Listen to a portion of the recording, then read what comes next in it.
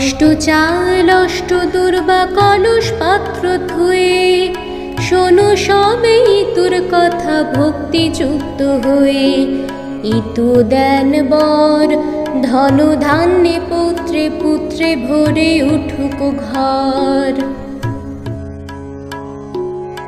এক গ্রামে ছিল এক ব্রাহ্মণী ব্রাহ্মণ, বহু কষ্টে ভিক্ষা করে কাটাতো জীবন।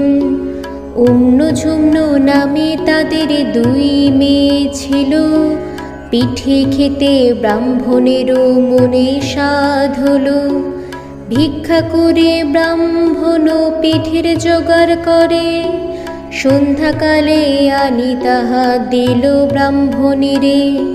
রাত্রিতে ব্রাহ্মণী পিঠে